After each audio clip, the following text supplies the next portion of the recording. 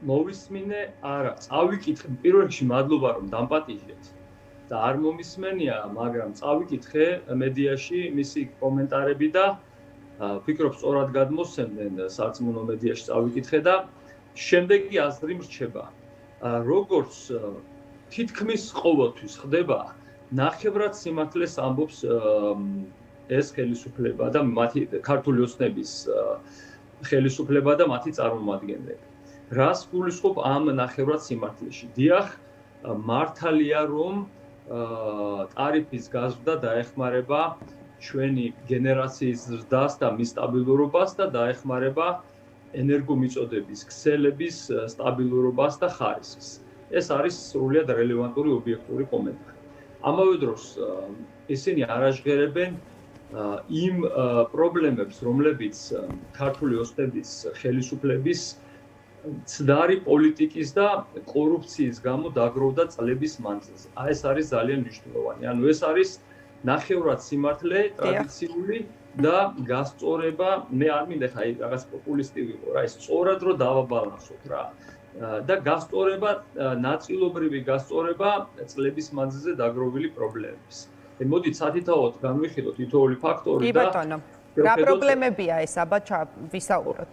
პირველ რიგში ვთქვათ, რომ ჩვენს ქვეყანას სჭირდება ნამდვილად გაზრდილი ენერგოგენერაცია და ნამდვილად სჭირდება უფრო საიმედო და უფრო სტაბილური ელექტროენერგიის მიწოდება, რაც გულისხმობს ქსელების სტაბილურობას, მის განახლებას და ეს ნამდვილად საჭირო ობიექტური ფაქტორებია. ახლა ვისაუბროთ, რა პრობლემები დაგროვდა ქვეყანაში და რა არის მათი მიზეზი. პირველი იმის გამო დიდწილად რომ ენერგოგენერაციის ზრდა და გაზიარება შეფერხდა და ბოლო წლების განმავლობაში ეს ძალიან აქტუალური იყო, ჩვენი ენერგოდამოკიდებულება იმპორტზე გაიზარდა. მთლიანობაში მეზობელ ქვეყნებზე გაიზარდა იმპორტ დამოკიდებულება, ზამთრის თვეებში ეს ხდება. მუდმივად ხდებოდა საქართველოში, თუმცა ეს გაზრდილია და ზოგიერთ თვეში ჩვენ 40-60% შემოგვაქვს ჩვენს მიერ მოხმარებული ელექტროენერგიის. ამ დამოკიდებულებაში განსაკუთრებით გაიზარდა, უფრო მეტად გაიზარდა რუსეთზე დამოკიდებულება, რაც შემცირებული იყო წინა ხელისუფლების დროს და ბოლო წლებში ძალიან გაიზარდა. ეს ძალიან ცუდია, რადგან ჩვენ ნაწუნები გვაქვს რუსეთის არასტაბილურობა, ზოგადად რუსეთი სამწუხაროდ მტრული ქვეყანა და ეს არის ფაქტი, ეს არ არის რაიმე ჰომოფობიური განცხადება, არამედ ქვეყანაზე დამოკიდებულება, რომელზეცაც 20% აქვს საქართველოში ოკუპირებული და წარსულში გადაუკეტია ჩვენთვის ენერგომიწოდება პოლიტიკური ბიზნესისთვის, ეს დამოკიდებულება ძალიან სახიფათოა და ეს არა მარტო საქართველოსთან მიმართებაში, მოლდოვასთან გააკეთა ცოტა ხნის წინ, უკრაინასთან რა თქმა უნდა და სხვა ქვეყნებთანაც გაუკეთებია. შესაბამისად, ჩვენი დამოკიდებულება ხომ ცუდია ენერგოდამოკიდებულება და კიდევ უფრო ცუდია მტრულ სახელმწიფოზე დამოკიდებულება. მეორე, რაც მნიშვნელოვანია, არის დამოკიდებულება მაღალი ენგურის ჰიდროელექტროსადგურზე, რომელიც საბჭოთა კავშირის დროს არის აშენებული 70-იან წლებში. ეს ჰიდროელექტროსადგური მართალია მას დიდი ხნის მუშაობა შეუძლია, მაგრამ მნიშვნელოვნად გაცვეთილი და ცვდება, რემონტები ჩაუტარდა, მაგრამ მაინც ეს, როგორ თქვა, 10 წლეულებს ითვლის უკვე ეს ჰიდროელექტროსადგური, შემდეგ ის განლაგებული არის და მას ანუ აფხაზეთზე გვაქვს სეპარატისტულ აფხაზეთის ხელისუფლებაზე გვაქვს დამოკიდებულება, რადგან ენერგოაგრეგატები მათ მიერ კონტროლირება ჩვენს მიტაცებულ ტერიტორიაზე არის დამონტაჟებული.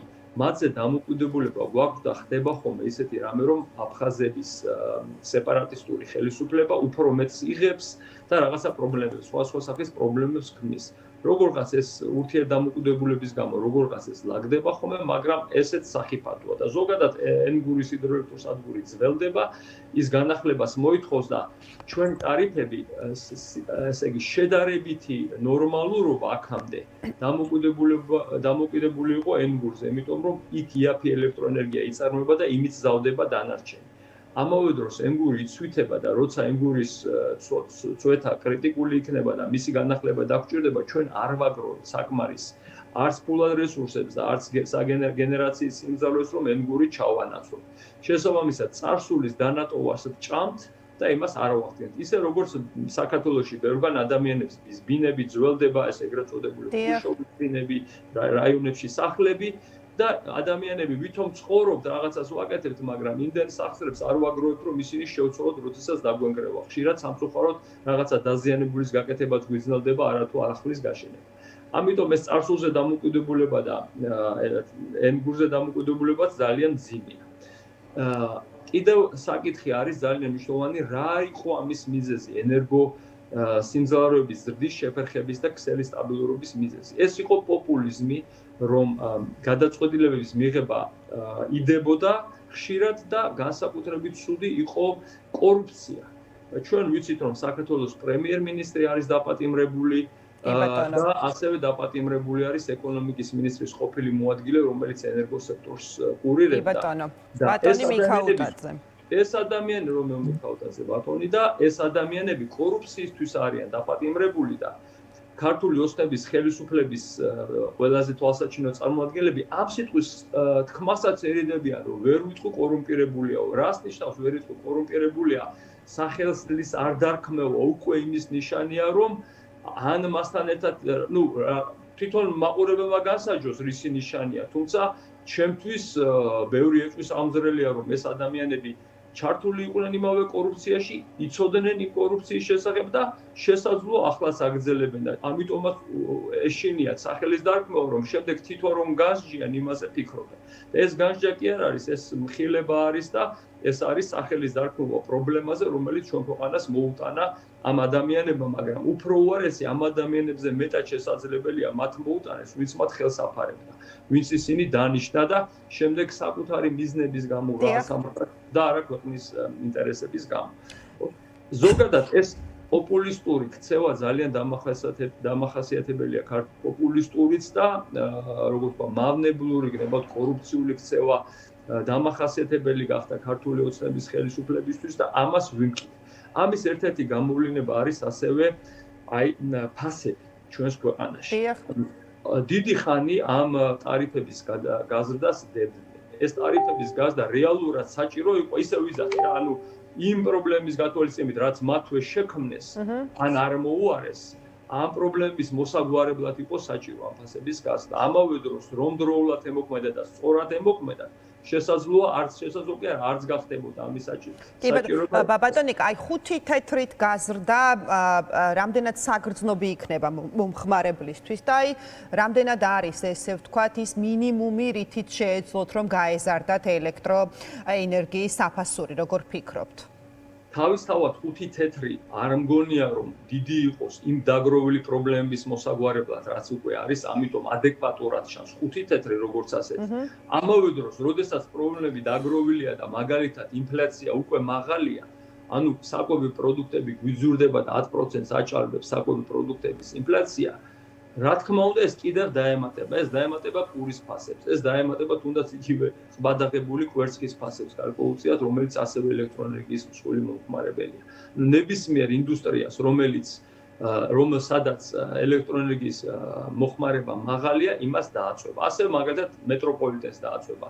შესაძლებელია იმ თავითვე არ გაზარდონ მეტროპოლიტენის სარგებლობის ფასები, მაგრამ მაშინ მეტროპოლიტენის წვეთა ვერ ანაზღაურდება, რაც ისედაც ადეკვატურად ვერ ანაზღაურდება. ანუ როგორც ენგურის შემთხვევაში, ისევე აქ ჩვენ წარსულ ჩვენი წინაპრების დანატოვარს ვჭამთ და არ ვანაზღაურებთ. ერთი მხრივ შეიძლება თქვას, რომ 5 თეთრი არ არის ძალიან დიდი, მეორე მხრივ უკვე დაგროვილ პრობლემებზე და წლების განმავლობაში ცუდი მართვის შედეგად რომ ცუდ მდგომარეობაში ვარ და ეს გაზრდილი ფასები რომ ძნელად ასატანია, კიდევ უფრო ძნელად ასატანი გახდება. შექმნეს ფასების დის კომისია, რომელიც არ ვიცი ძალიან ბუტაფორიული სამწუხაროდ ორგანოა, რომელიც სრულიად არაადეკვატურად მუშაობს, შეაგზავნეს უსაფრთხოების სტრუქტურები კომერციულ სტრუქტურებში, ანუ ასეთი ქმედებები ძალიან ებმება მთლიანობაში დაგროვილ პრობლემას. ანუ, როდესაც ქმნი კომისიას, რომელიც რეალურად არაფრის გამკეთებელია, არა კონსტრუქციული და არაპროდუქტიული საქმიანობა და ამით ერთგვარად გვაჩვენებენ, რომ ვითომ ჩვენზე ზრუნავენ და საზოგადოებაზე ზრუნავენ და სინამდვილეში თავის გამოხმულს, თავის გაფუჭებულს ნახევრადაც ვერ ასწორებენ. ფასების კომისია საერთოდ ვერ ასწორებს და ახლა კიდევ უფრო გაიზრდება ფასები და უკვე გაიზარდა სანამ ეს ტარიფები გაიზრდებოდა და თუნდაც სანამ სპარსეთის ყურეში არეულობა დაიწყებოდა, ანუ ამაზე დაბრალებას დაიწყებენ ახლა, თუმცა უკვე ცხადი იყო რომ უნაყოფოდ მუშაობდნენ და ახლა ამაზე წინასწარ ვამბობ ამას, იმიტომ რომ ამაზე დაბრალება იქნება არასწორი. ისე ვამბობ გენერაციაში შექმნილი პრობლემები, რაც გამართლებად მოიტანეს გენერაციაში და ქსელის სტაბილურობაში, ისევ მათი ცუდი მართვის შედეგია და შესაბამისად მხოლოდ თავის მიერ შექმნილ და ცუდად ნამარხს ასწორებენ ნაწილობრივ, ვიდრე რაიმეს მატებენ რეალურად ქვეყანას. და ამ გასწორებით კიდევ უფრო მძიმე ტვირთს გვადებენ. ანუ ილუზიაში გვამყოფებდნენ, რომ ვითომ კარგად არის საქმე და კიდევ უფრო მძიმედ დაგვაწובה ეს ტვირთი და ბევრ სხვა საკითხში ჩანს, რომ ილუზორული არის ის კეთილდღეობა, ანუ ის რაღაცა ეკონომიკური იღბლები, რაც საქართველოს მიიღო. ნუ ცუდი საქმეა მაგალითად რუსეთის უკრაინაში შეჭრიდა, ამომით ჩვენ ვისარგებლეთ, მაგრამ ვისარგებლეთ. ხომ ახლა რაღაცაზე უარს არ ამბობ. აქ ბოროტათაც რო ისარგებლეს, მაგალითად ტვ-იმედის დასანქციერებაც მაგის შედეგია. თუმცა რაც ვისარგებლეთ და თქვათ ობიექტური სარგებელი ჩვენს ქვეყანაში მოვიდა, ისიც თავის სასარგებლოდ წარმართეს, ანუ ადამიანებს, ქართველ მოსახლეობას, საქართველოს მოსახლეობას ძალიან ცოტა ხდება და თვითონ სარგებლობენ, ამაზე ხშირად მithქვია და უცხოური ბიზნესები სარგებლობენ, რომელთა მიღმათაც ხშირად თვითონ არიან, ძალიან იზრდება განსხვავება მთლიან შიდა პროდუქტსა და ეროვნულ შემოსავალს შორის, რაზეც მე ვისაუბრე არაერთხელ, ანუ ესეც ადამიანის იმას იმიტომ ვამბობ ეხლა სხვა თემებზე, რომ ადამიანის ჯიბეში არ გადადის. ანუ ისარგებლეს თვითონ ქვეყნისთვის რაღაცა ქარის მოტანილი სიკეთის და ყველა პრობლემას ჩვენ დაგვადებენ. აი ამის თქმა მინდოდა.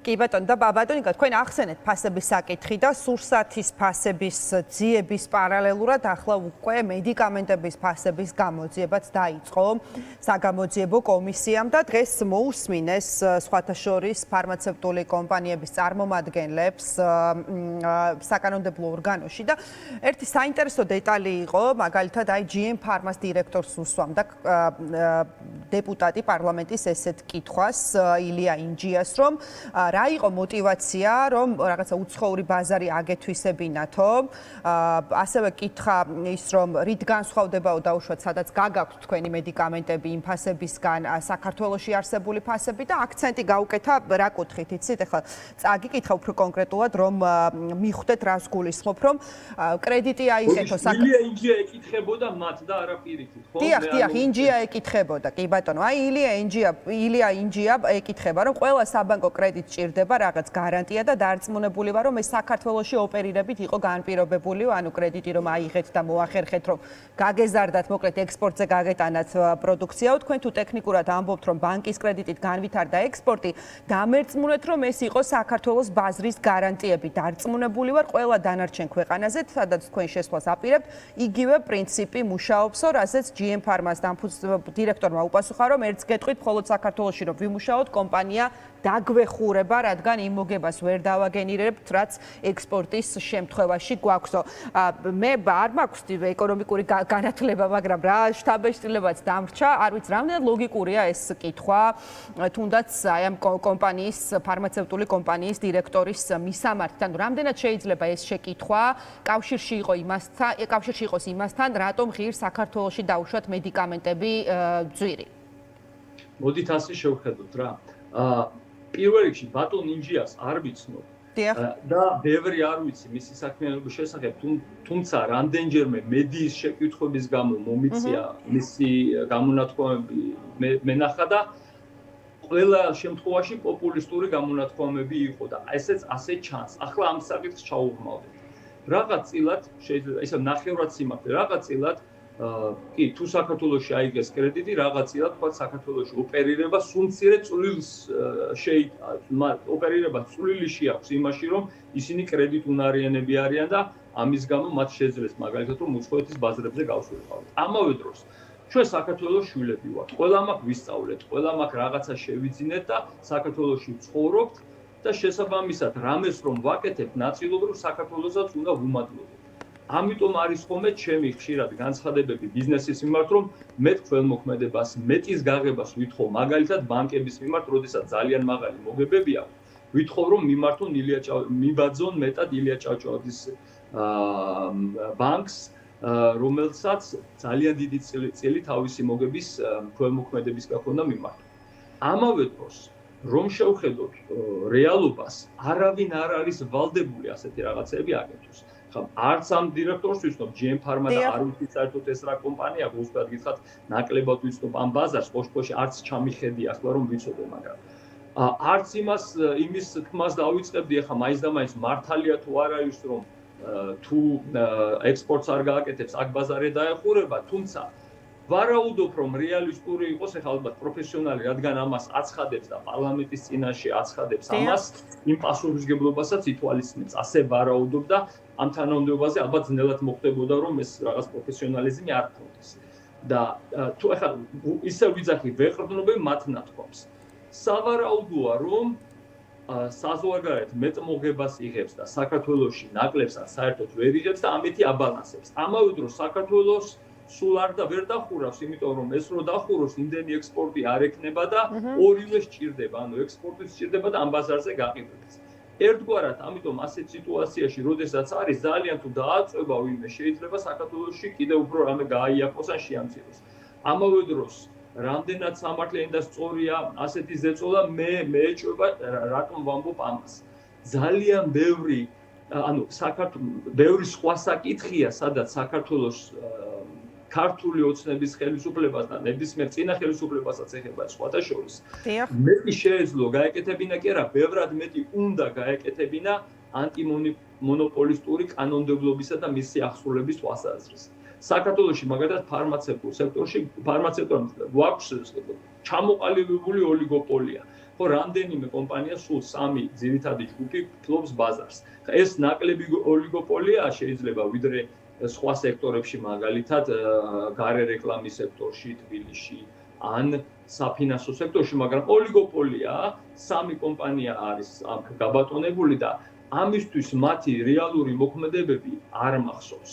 ანუ მე მახსენდება უფრო, როდესაც მათ დასჭირდებათ ამ ბიზნესებზე ზეწოლა და ერთჯერადი პოპულისტური აქტები და რატომ არ აკეთებენ რეალურ და სისტემატურ ქმედებებს, ეს ჩემთვის კითხვის ნიშნის ქვეშ რჩება. და ბევრ სხვადასხვანაირ ფიქს აღძრავს. ამავე დროს ძალიან ვერიდები რომ რაღაცნაირად ისეთი რამე ვთქვა რომ ბიზნესების საწინააღმდეგო იყოს. იმიტომ კი არა რომ მე ბიზნესებს რამეს თქმა არ მინდა სიმართლის, არა, უფრო იმიტომ რომ ყველაფერს სუდად იყენებს, ანუ ძალიან ხშირად ქართული ოცნების ხელისუფლება მე ამას სუდად იყენებს. ანუ ამ ბიზნესებს შეიძლება დააწვეს და რაღაცა მეტი გამოიღოს, მაგრამ იმიტომ კი არა რომ ქვეყნისთვის კარგი გააკეთოს და რეალურად საქართველოსთვის კარგი გააკეთოს. არამედ იმიტომ რომ თავისი ცუდი ქმედებები გადაფაროს და როგორღაც ერთჯერადად კარგად გამოჩნდეს. აი მაგალითისთვის რო ვთქვათ, კვერცხის წარმოებლებზე აშკარად, ეხლა არ ვიცი, ჩემი ვარაუდია, მაგრამ აშკარად ზეწოლა იყო რომ რაღაცნაირად აიძულეს რომ რამდენიმე სათქმევინეს რომ კვერცხის ფასი გავაიაფრო. ნუ შარჟად გამოჩნდა და ადამიანები ამას მიხვდნენ. ამავე დროს ასეთ რამეს აკეთებენ. აიძულებენ დროებით რაღაცა გააკეთოს და სინამდვილეში იმაზე ფიქრობენ, როგორ თვითონ იშოვონ აქედან სარგებელი და არ წავიდოდი ხა როგორც ვარაუდებში და დაშოვებებში თუ რას და როგორ აკეთებენ, თუმცა ბიზნესი ამას ძალიან კარგად ხვდება და საქართველოს მოსახლეობაც ხვდება რა ხელისუფლებასთან გვაქვს საქმე და ვისთანა გვაქვს საერთოდ საქმე.